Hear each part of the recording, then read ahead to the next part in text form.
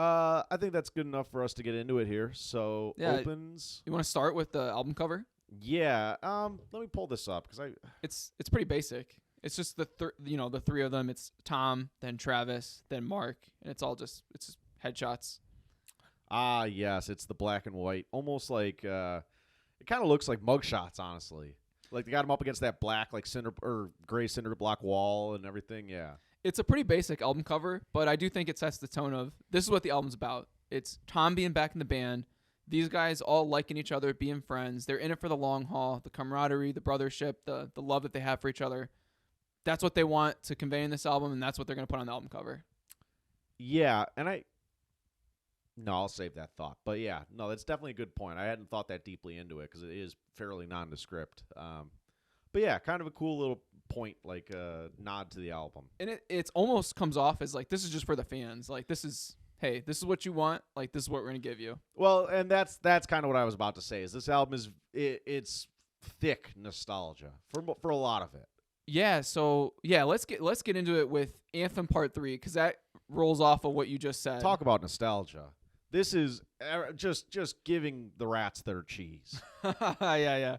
But yeah, I mean, for those who know Anthem Part 2, this is exactly that. Up tempo, loud, thrashy on the drums. Mark and Tom singing back and forth in their like high level.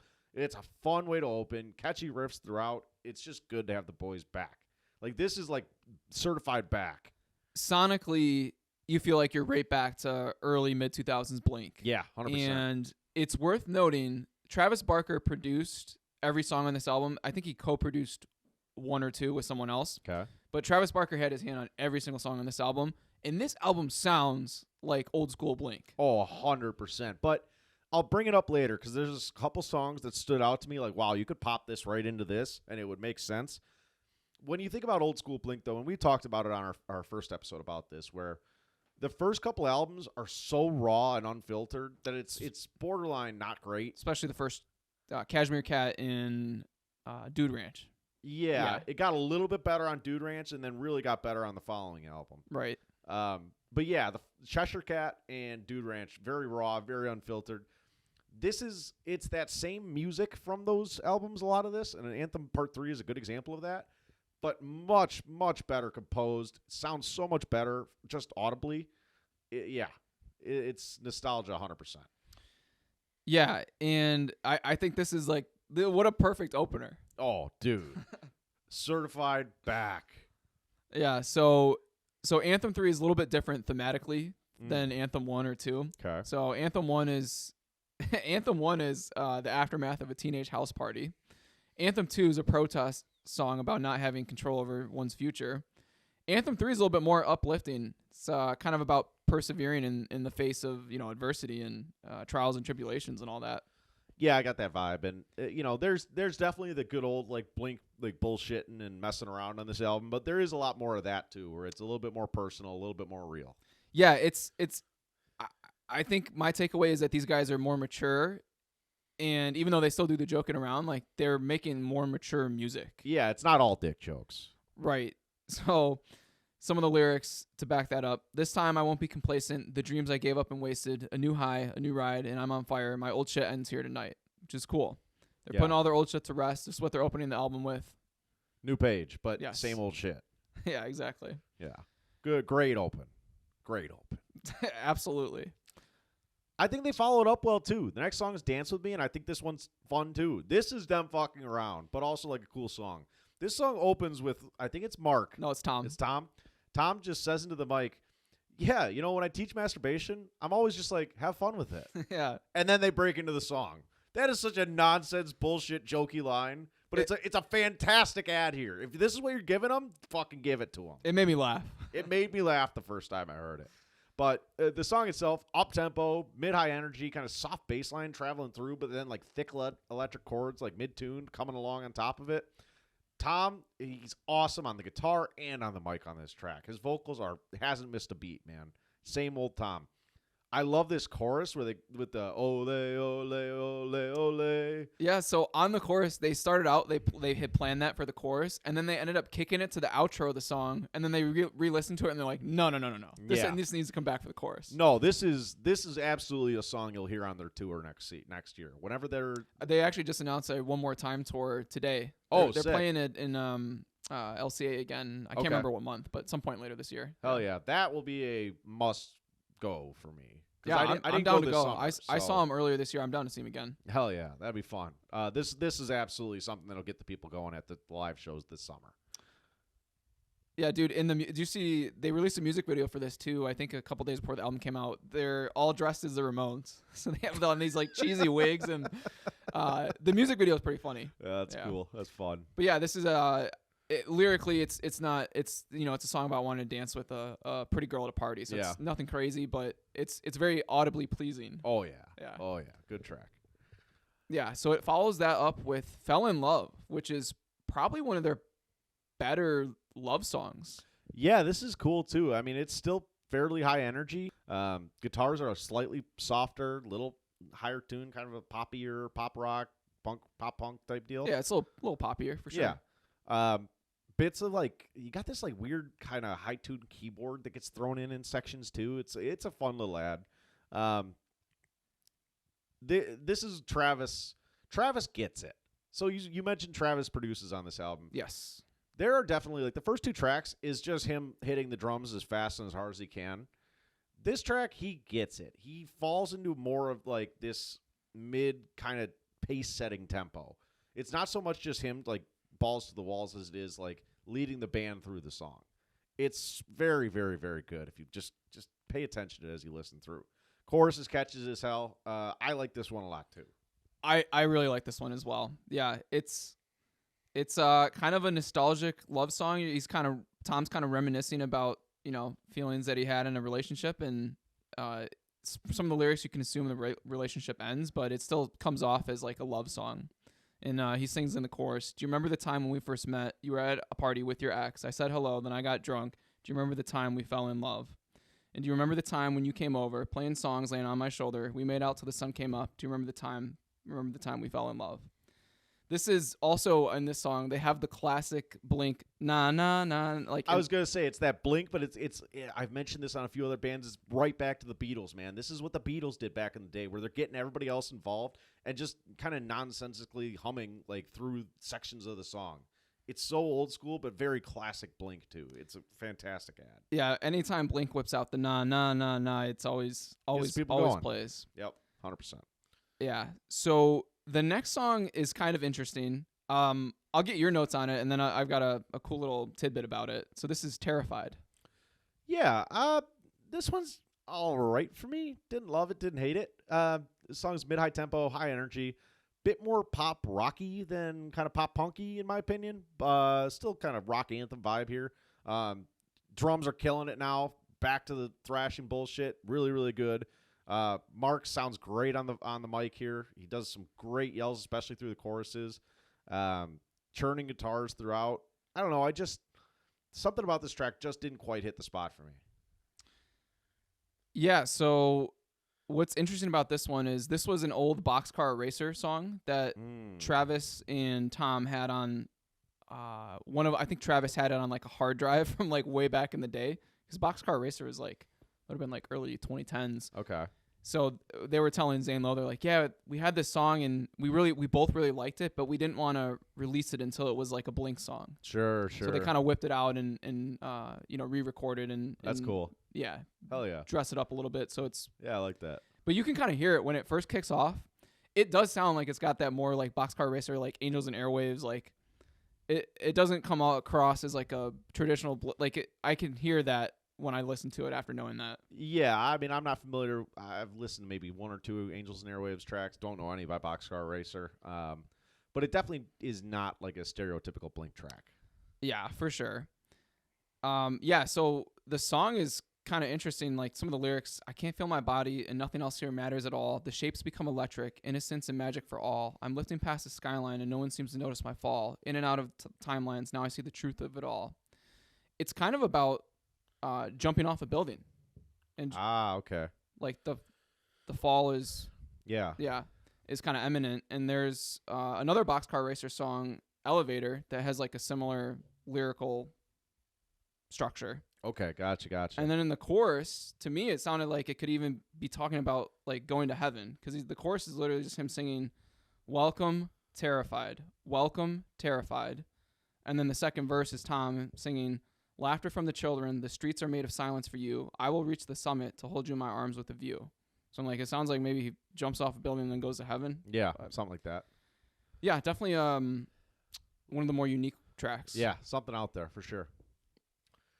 Follows that up with the title track, One More Time. And I kind of already alluded to this, but this is an interesting track lyrically as it is musically, because this is very unlike a lot of the other songs they've ever done. It's kind of this mid-slow tempo, mid-low energy acoustic piano ballad. Mark and Tom kind of in a lower level singing for the most part, trading lines back and forth again, but like you hear the regret and the pain kind of in their voice. It's all about what we talked this whole album was about. It's a bit of regret that like they didn't do this sooner. Yeah, and just kind of not taking things for granted. Right, exactly. And so, towards the end, it feels like it ends on a little bit more of a positive note, where they're like, you know what, we are back together, though. So, we got this at least, but God, we wasted a lot of time. Yeah, well, this is interesting. They have all three of them, because they even have Travis sing One More Time. Oh, really? Okay. It's towards the end. You can kind of make it out where it's like Mark sings, and then Tom, and then Travis sings it, and you're like, oh, that one sounded a little different.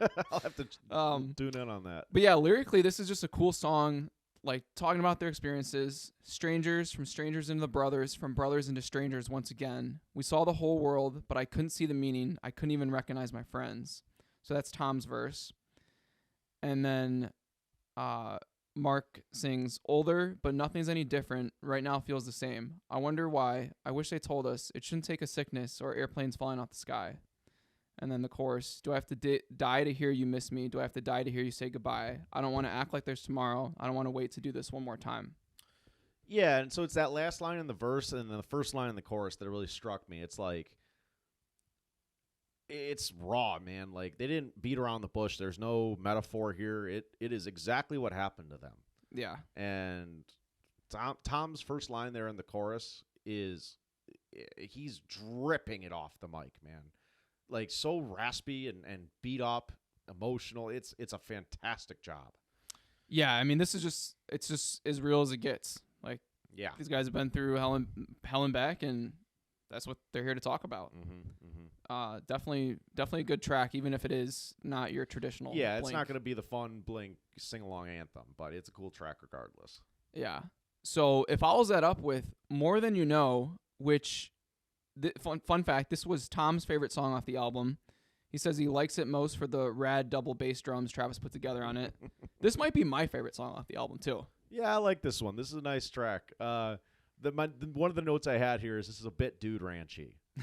It feels like that kind of pop, not even pop punk, like very like punk rocky, but like cleaned up a little bit. Oh, I love the music in this, especially in the chorus. Yeah, really, really good work. And it opens like, it kind of hits you with a 1-2 where like it opens with this kind of sad low piano and then breaks into this very old school Blink song. Yeah, it's like da-na-na, da-na-na-na-na-na-na. Quick pause and then just thrashing away again. Yeah. It's cool.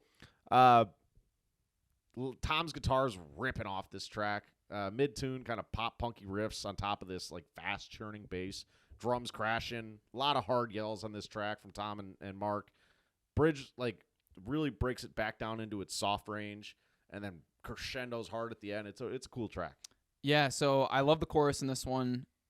Tom sings the chorus. I don't feel pain, but I feel more than you'd ever know. I don't feel shame. I don't have highs, but I've got some lows. I feel a bit cursed. I've been numb and sinking down like a stone. I don't feel pain, but I feel more than you'd ever know. That line in there in the chorus, I feel a bit cursed. I've been numb and sinking down like a stone. That's a nod to Chester Bennington and Chris Cornell.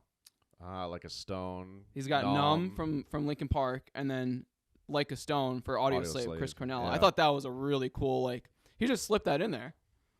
Damn. That's crazy. That's the second time we've caught them doing that now. Yeah, and dude, when I read that like little tidbit, I was like, wow, that's something I could have listened to that song 25 times and I would have Wouldn't never have picked up on it. Yeah. And then Mark is singing in this song about just some of his experiences with cancer, which is it's always just sad to hear. Yeah. But he sings, "Your bed is the last battlefield, a nuclear weapon. Let's search and destroy all the innocent throats we can step on. You bury your face underneath half-hearted confessions. You poison yourself with the thought I won't love you to death." So again, I think this might be my favorite song off the album too. I'm still coming along with this album. I think I've listened through it 4 times now, and every time I find another song that I'm like, this is kind of nice actually. Yeah, so because you brought this up organically, this is one of the talking points I wanted to bring up. When I first listened to this album, I would listen start to finish, and I said, I don't know about this. I did the same thing. And then a couple hours later, I sat, I thought about it, I listened to some interviews, and I was like, you know what, like these guys are making music for themselves. Like it still has that Blink sound. I went back and listened to it without any expectations, and I loved it. Yeah. This is the first time I was like, oh, like, you know, I'm expecting this to be Enema of the State or Take Off Your Pants and Jacket, and it's like, no, like that was them like 15 years ago. Like you can't expect the same thing. Mm-hmm. So yeah, and I want to have that conversation at the end too. Is like, where does this rank? But let's save that for the end because Sure. maybe some extended thoughts on that. But it's certainly grown on me with each listen. yeah, so like first time through, I was like, oh, it's average, and then now I probably like 6 listens, and I'm like, I like every song. Yeah, So yeah, I feel you. I think this Been is there. one where, yeah, and I've done that a couple times in the last couple years where I remember specifically I did it for Machine Gun Kelly's Tickets to My Downfall, where the first time I was like, what the hell is this? Yeah. And then it became my favorite album of the year. No shit. Yeah, it's just, I don't know, it's just one of those things It like happens. sometimes you don't even realize you have these expectations, and then you listen to something like the second time through and you're like, oh, maybe I just came into it wrong. You made a great point when you texted me before I had even given a first listen. You said, listen through it however you're going to listen through it. Then the second time you listen through it, just turn your brain off. Just listen. Don't just listen. Try to enjoy it. And it really cut through all the shit where, like, you know, for me, my example I always go back to is Amaryllis, where, like, I'm coming right off Sound of Madness, and I get Amaryllis, and I'm like, wow, this album is so fucking different. It's so lame. There's a couple tracks, but, like, fuck, man. And then every time after that I listen through it, my expectations got a little bit lower and a little bit lower, and my enjoyment of the album got a little bit higher. It's crazy how that works. Yeah. Yeah, because when you listen to it, like, without anything in your mind, you're just like, oh, like, this sounds like Blink-182, and then, like, oh, like, that was a cool line, or, oh, I like the way he sung that. Yeah, So 100%. That was a long way to say the next song is Edging. Or no, sorry, I skipped way ahead. Turn This Off. Interlude. Yeah, they have a few of these. This is another kind of classic Blink bit where they throw in these like 20, 30-second songs, interludes, just as like kind of a fuck around bit. And that's really all this is. This is them thrashing away again on all their instruments, and Tom and Mark just singing about shitty hookups. Yeah, it's short, and I mean, I'm not going to save it, but it's cool that they're putting that little flair of It's a personality fun little in there. listen through the album. Yeah. So the next track is When You're Young, which, again, another Travis Barker produced. They're all almost Travis Barker produced.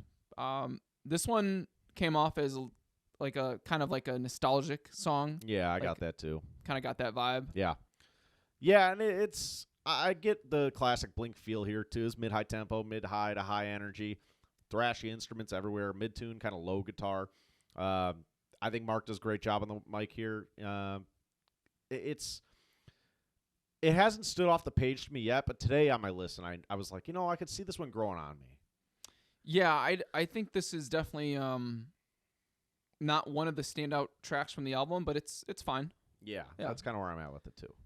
The next track is Edging. Yeah. Which this was the lead single for the album. And it's funny, I think to some degree, Edging kind of set my expectations for more of the album to sound like this. Whereas really, Edging is an outlier sound-wise. No, that's a great point. This is very much like, what's that one before Take Off Your Pants and Jacket? Enema of the State? It struck me as very Enema of the State. Classic pop punk, like riffs, sound, drums, all the way through. This is right back to the old day, like call it early mid 2000s Blink right here.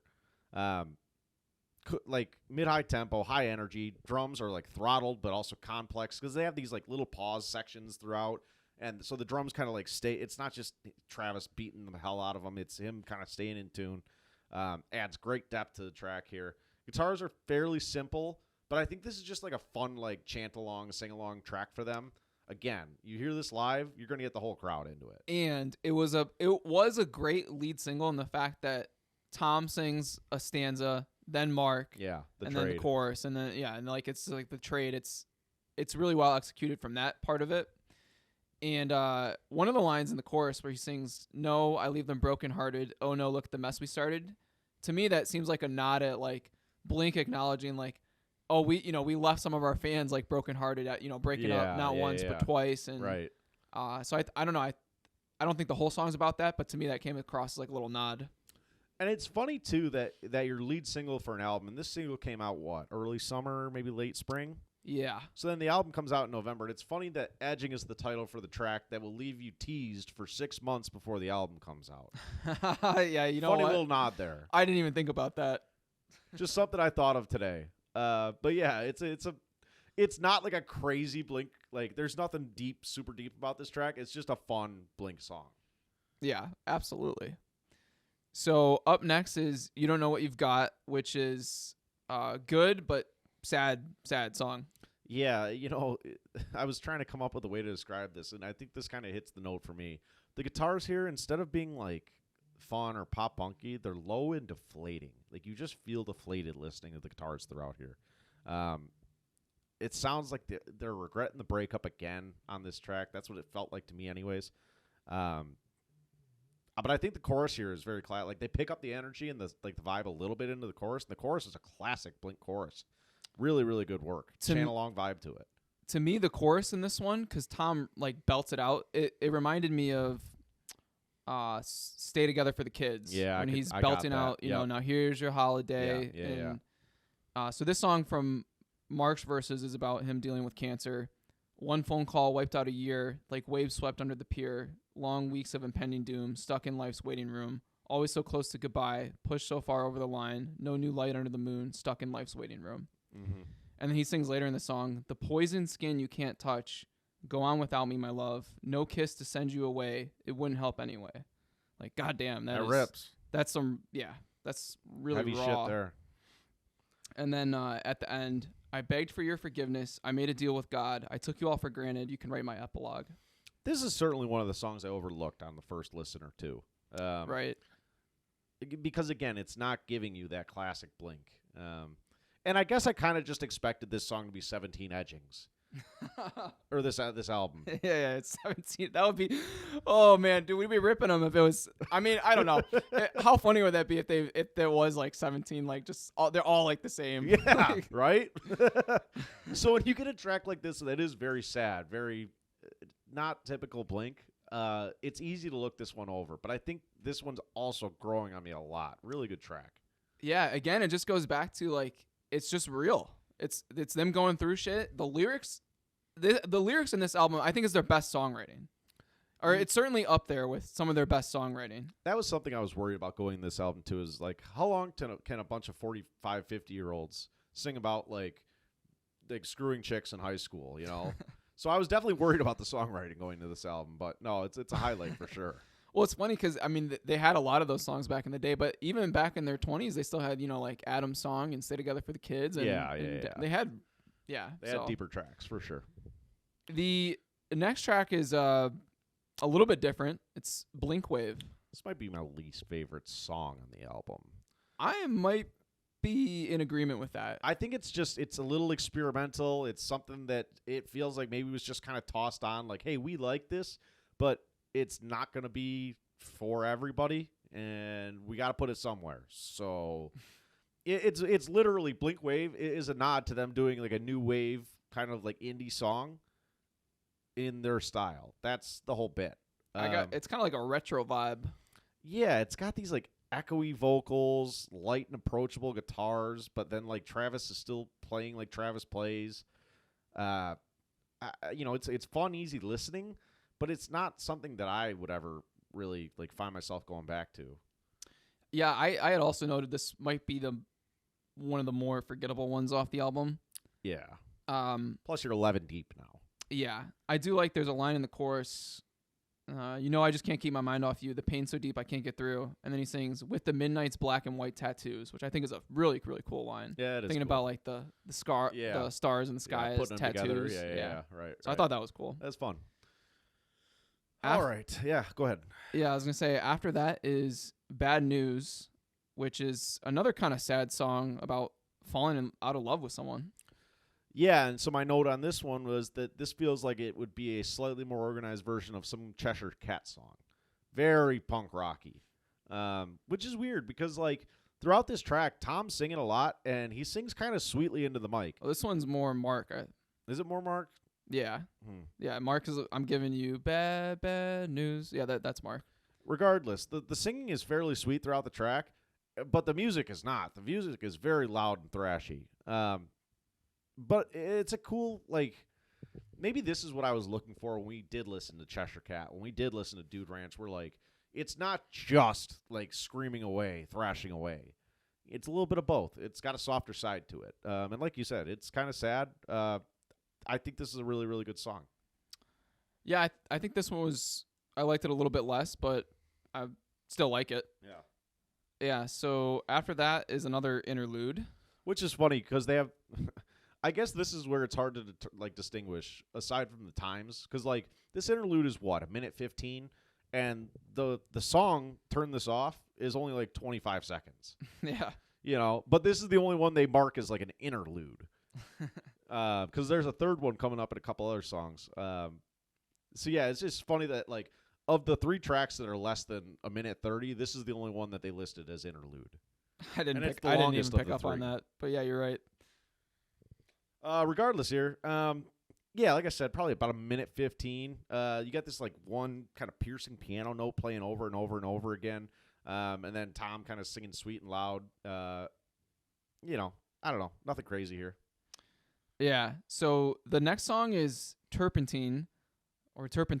Yeah, because go ahead. I was gonna say Tom sings it both ways in the song. song. Yeah, that's what I was about to say. Right, and then Mark at the end. I think it's Mark at the end. No, it's Tom at the end. God, I keep fucking this up. You're good. At the very end is like turpentine. Fuck it.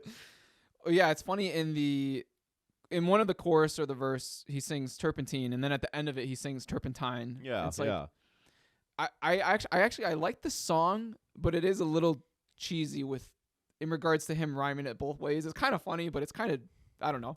Yeah, I got a feeling this is kind of just a nonsense song. I'm not in love with it. It's good, not great for me. But it is very much old school Blink again. Up tempo, high energy, loud thrashy guitar, up and down the fretboard on it, hitting all the notes. He's got these like thick, heavy chords through the verses, and then hits some cool like higher tuned licks on the chorus. Yeah, I think Mark and Tom both sound really good on the mic here. But yeah, the lyrics are nonsense for the most part. Well, yeah, sonically I like it. Some of the lyrics I think are about someone just being kind of lost in the world. He sings in the chorus, "What if I'm not like the others, a broken man, a Frankenstein? What if my heart won't recover? I'll clean myself with turpentine." Yeah, turpentine, and so he sings that in the chorus, but then in the verse and the end of the songs he sings turpentine. I think it's one of those like English American pronunciation bits, Yeah. So yeah, that's it for Turpentine. They sandwiched that song right between 2 interludes. I just realized that. It's kind of a weird move. Yeah, kind of a weird move because the next interlude song is Fuckface, and this is just them thrashing away again as loud and as hard as they can for like 20 seconds. Yeah, I think it's like 26-second interlude. Yeah, it's quick. Yeah. So then we get to the last 2 songs on the album. First of those being Other Side, which I think is, actually it is more personal to them. They wrote this song as a tribute to Mark's bass tech who passed away in 2022. Ah, okay. Gotcha. Yeah, this one is interesting just in terms, it's only like 2 minutes and 9 seconds. You would think, I don't know, with you mentioning that it's personal to them, you would think it'd be a little bit longer. 2:09 seems short. But regardless, I still kind of like this one. Very pop punky. Tom and his high level all the way through. Guitar's mid-tune, bit buzzy. Bass line is fast and kind of like really sets a great pace for this track. Drums loud, thrashy. This one's growing on me a little bit. Yeah, I like this one.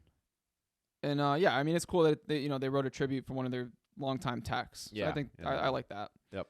So the album closes out with Childhood, which is, again, it's another kind of nostalgic song. Yeah, Lyrically. I don't know how to feel about this one, 'cause it is like fairly light, low and slow. It's got this odd kind of ethereal keyboard bit in the back. Everything feels throttled, like musically throughout. It picks up a little bit towards the end, but the song's just really just like reminiscing on the good old days. Being young, being children. It's a really good closer for the album. But in terms of like replay value or going back to it, maybe? Yeah, I think you're right. So lyrically, they do sing about, remember when we were young and we'd laugh at everything, got caught up in a world that forgot how to dream. But then they follow it up with, I never thought we'd end up here. We're back in time to the best years. So they're kind of like, remember the good old days, and now we're back. We're back together. And again, So from that aspect, I do agree it's a good closer. Replay value, I'm not sure yet. Yeah, this is maybe one of only a couple songs I haven't really formed an opinion on yet. I don't know. It's so different. It's not like powerful like musically, and yeah, I just don't know how I feel about this one yet. But then the other thing is like the longer time goes on, the less I'll be listening to this album full through, and the more likely I'll just completely forget about the song. Yeah, that's fair. So before we get into I know you had a couple of talking points. I think I had one or two that we hadn't hit on from just going through this. The first just being in the Zane Lowe interview, Mark and Tom both kind of said, and not necessarily directly, but they both kind of alluded to, like, part of the reason for them breaking up the first time was they both had feelings of like, oh, like, am I able to make, hit songs and hit records without this other guy who's also like a lead vocalist? Classic rock like rocker problem. Yeah, and obviously Tom did Boxcar Racer, Angels and Airwaves, both successful. Angels and Airwaves more so than Boxcar Racer. Mark and Travis did Plus 44, and then obviously Blink with Matt Skiba. Yeah, I would say of all those different bands and projects, California was the most successful of any of them. Angels and Airwaves got some good stuff. I don't doubt it. I'm just saying California was a hit, man. Yeah, for sure. No, I agree. Yeah, so I thought, that point was just worth bringing up, I think. Yeah, 100%. My overall feeling on this album, you mentioned at the beginning, they're not 25 anymore. They're mid-late 40s, and so it's not fair to put those expectations on them necessarily. With that in mind, we mentioned a lot of nostalgia, a lot of good vibes here. Some deeper stuff that's really interesting, personal to them, which is cool after such a long time apart. Mm-hmm. If we power ranked all the albums right now, this would probably be 4 or 5 for me. And I'm this is going to sound fucked up, but I'm debating if this is better than California. I see. I don't know. I do think you got to give it a little bit of time. First impressions, though, certainly this is better than 9. Yeah, it's better than 9, better than Cheshire Cat. I don't think it's better than Dude Ranch. I don't think it's better than Enema of the State. I don't think it's better than Take Off Your Pants and Jacket. Oh, I think it's definitely better than Dude Ranch. I think, yeah, I would probably put it in 3 to 4 range, maybe. So maybe are you having the same debate I'm having, where like, is California better than this album? I'd have to have a side by side of like the tracks and then go through and like. And I'm pretty sure California's a pretty long album. It might even be there might be a deluxe double version. They released a deluxe version that was like 20 something songs. Yeah, but the extra songs they released weren't even that good. Yeah, it was nothing crazy. But I think the original was maybe 12, 13. I just pulled it up. 1, 2, 3, 4, 5, 6, 7, 8, 9, 10, 11, 12, 13, 14, 15, 16 with an interlude. So 15. Yeah, so pretty comparable. Yeah, he's doing the math in his head right now, I'm doing the mental folks. math. I really like Bored to Death. She's Out of Her Mind. Los Angeles Sober. I like all the songs. I like all the songs on One More Time too, though. I know. Maybe we'll come back to this, or maybe not. I mean, at some point we'll do Blink again. We'll do the rest of it. Yeah. But yeah, I just like there's hits on this album, and there's hits on California. But then I think the devil's in the details there. Where like you throw the interludes out, and the rest of it I think is like it'd be a fucking battle, man. 7-game series. I like that 7-game series. It might be a recency bias, but I am gonna rank it ahead of California. I don't, and then I don't know. I'd really have to think about it. Well, yeah. So the rest of it, like, it's better than Neighborhoods. It's better than Yeah, but then self-titled, Take Off Your Pants and Jacket, and Enema of the State, I all really like. Isn't self-titled like the greatest hits, or am I thinking? No, that's separate. Okay. Yeah, it's been a while since I listened to the rest of their catalog. You know, obviously I have them in the rotation, but it's just an interesting point. Like, it wasn't dog shit. It wasn't even bad. It's a good album. It's not their peak, but I don't think it's fair to expect that of them. And I would even argue that this is like a new era of Blink, where you'd have to judge this album against like whatever they're gonna put out in 2 years, or even the last two albums. I get your point.